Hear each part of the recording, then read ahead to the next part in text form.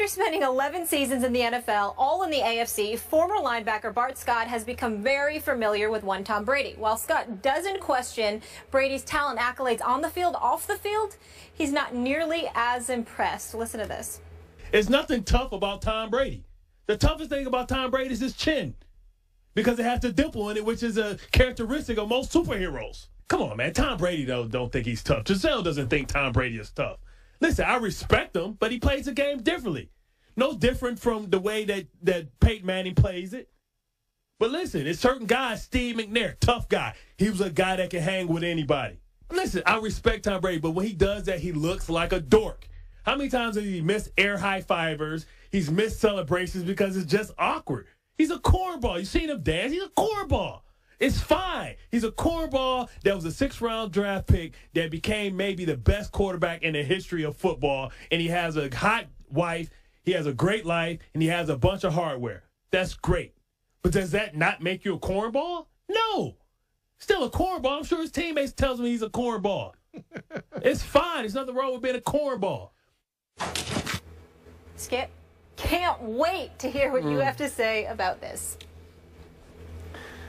Stephen A. Smith, obviously I'm a Tom Brady fan. This was beyond offensive to me because it came off as a gratuitous, uncalled for bunch of low blows and cheap shots. Perhaps born of jealousy or just the frustration of having had your butt kicked by Tom Brady 8 times out of the 11 that you played against him, Bart Scott. I know Bart. We've had him here on the show. Respect his opinions. I don't know if he was just playing to the crowd here or against the crowd, so to speak. I don't know if he was just trying to attract attention. But to suggest Tom Brady isn't tough is just out of bounds. Anybody who plays quarterback in the National Football League, as long as Tom Brady and Peyton Manning have to have some element of toughness. Bart is suggesting that Tom and Peyton have perfected playing the game on a level sort of above football, that they dink and dunk and get rid of the ball quickly. Listen, Tom Brady has taken a whole lot of shots in his career, and he's got right back up, and even though you have accused him of tap dancing like the late, great Gregory Hines, he just keeps on keeping on. I have never, in all my years of watching pro football, seen a more competitive player than Tom Brady is competitive. The closest thing to Michael Jordan in today's National Football League, not NBA, but NFL, is this guy, Tom Brady. You can call him a dork, you can call him a cornball. He's a different kind of dude. We saw the video of him kissing Bob Kraft on the cheek the other day, and several friends of Tom Brady's have told me that, believe it or not, when he hasn't seen them for a while and he greets them, he'll kiss them on the cheek. Does that mean he's not a tough guy? You're going to question his manhood because he's just a different kind of guy? I don't, because I'm here to tell you that Tom Brady, if push comes to shove, you push him into a corner and say, fight for your life, I wouldn't want to mess with the guy. I don't think Bart Scott would want to mess with him in a situation like that, because Tom Brady is the kind of guy you would have to kill him to whip him in a fight.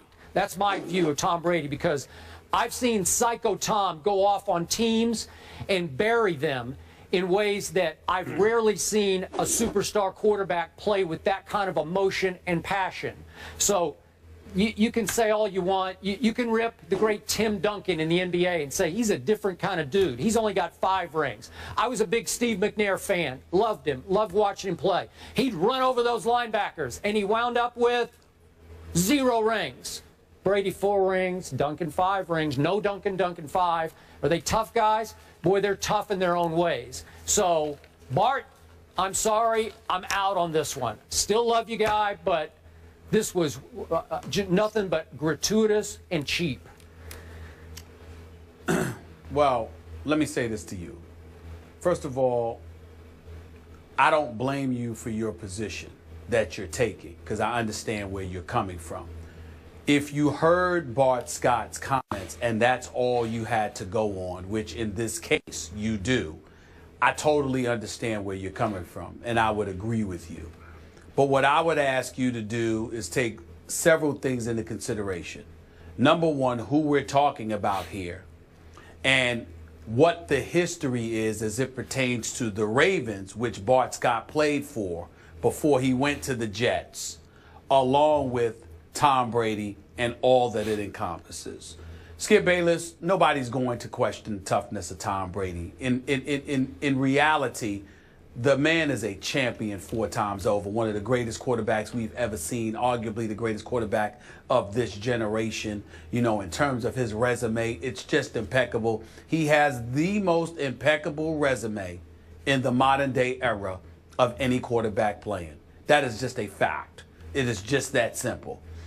Having said all of that, I took the liberty of calling Bart Scott a half hour before this morning's show. Because when I heard the tape, I'm like, what the hell is wrong with you? Why would you say something like that? And he pointed out he was on a radio show. He was playing around because the host and callers were calling in to get on him about Tom Brady. So he didn't mean anything by it. He was playing around. Choice of words, choice of tenor didn't seem to be appropriate because you know people are just going to pull that clip out, run with it, etc., etc. He's in a hot seat right now because he's on network television. He's doing his show, and he's got to be more cognizant of how his words can be taken and how they can be attributed to him in a far more egregious way than he had meant. So we all get that. In that regard, he regrets it because he certainly didn't mean for it to come across like that. What he meant it to come across as is that we're football players. And when we think about Rough Riders, we think about somebody like a Big Ben Roethlisberger. He's thinking about Tom Brady and Peyton Manning in a different mindset that he would think about somebody like a Big Ben Roethlisberger who'd stand in the pocket, would take hits. He's the kind of guy that can hang out with offensive linemen. If you remember, Skip Bayless, years ago, Joey Porter was playing for the Pittsburgh Steelers, and they were about to go up against Peyton Manning and the Indianapolis Colts, and he had come across as being somewhat disrespectful towards Peyton Manning because he lamented how Peyton Manning would engage in trickery, trying to draw you off sides, trying to sit there and use trick things to sort of, get you out of your game instead of quote-unquote manning up, going on mano a mano and beating me or allowing me to beat you. When you got Rough Riders as football players, sometimes they lament that. They get upset by stuff like that, getting beat because somebody tricked them as opposed to just manning up and going up against them and taking them down. So a guy like Bart Scott has that kind of mindset. Just like the Ray Lewises and the Ed Reeds and all of these guys of the world have that mindset. Because when they went up against the Patriots, a lot more often than not, they felt like, well, listen, let's go at them. Nobody's scared of them. Everybody talking about them like they're the Golden Boys, etc., etc. And when you got a testosterone-filled game like the game of football, sometimes that kind of language is going to be used. It doesn't mean that you don't respect their resume, you don't respect their accomplishments, you don't respect their greatness. What you're saying is, don't come to me with the toughness compared to us. And whether he's right or wrong, that's the only context he meant it in. And I think that if you had talked to him personally, anybody who would talk to him personally would understand the context in which he meant it. But since you didn't, and all you have to go on is the tape, I can't blame you for taking that position. Okay, quick points of order. I dare you to go find me a quarterback who's closer to his offensive line than Tom Brady is hanging out with his offensive linemen. They love this guy. They hang with this guy. I dare you to go find a quarterback who is considered more one of the locker room guys than Tom Brady is with the Patriots. That they want to ride with Tom Brady. I realize they don't want him to run over linebackers like McNair did. I give you that. He doesn't play that kind of football. But again, there are different definitions of toughness, and mine is broad enough. Yeah, it's broad enough that Tom Brady qualifies as a tough guy to me. Maybe not the same way Ray and Bart do, but go ahead. Right. But what I'm saying to you is get away from that, because In reality, nobody's questioning that. Because why should Tom Brady go out there and be a fool and try to run over dudes when he doesn't have the physicality to pull that off? Okay. That would just be dumb. We know that. Yep. So and in their heart of hearts, they know that. But we can't sit here and knock guys for expressing themselves in certain kind of ways about Tom Brady, when you and I both have sat here on many occasions and have debated the issue of people league-wide being jealous of him. Not only is he a great Super Bowl champion, he's had the benefit of playing for a great coach his entire career, a great organization his entire career. And then on top of it all, you know, he's got the supermodel wife, and now his wardrobe has been upgraded where he just looks sharp. I mean, Skip, I cannot tell you, I had so many women texting me. I'm sitting there like, what happened to Tom Brady? They said, did you see Tom Brady? I'm like, what the hell are you talking about? What happened? What happened? Well, you get hit by a car or something? They're like, no. Did you see him walking into the courthouse with that blue suit on? Good Lord. Oh, my God. This is what they were saying to me. I mean, this is how they were acting. So everywhere you go, everybody loves and praises and just worships at the altar of Tom Brady. You're going to have football players that are going to have an attitude over that. Okay. But it's nothing more than that, so let's not make it more than that. Okay. I still, even though Bart is telling you that a lot of that was said in sarcasm in response to the callers, I still believe there's truth among the sarcasm, that between the lines, he's still speaking his heart.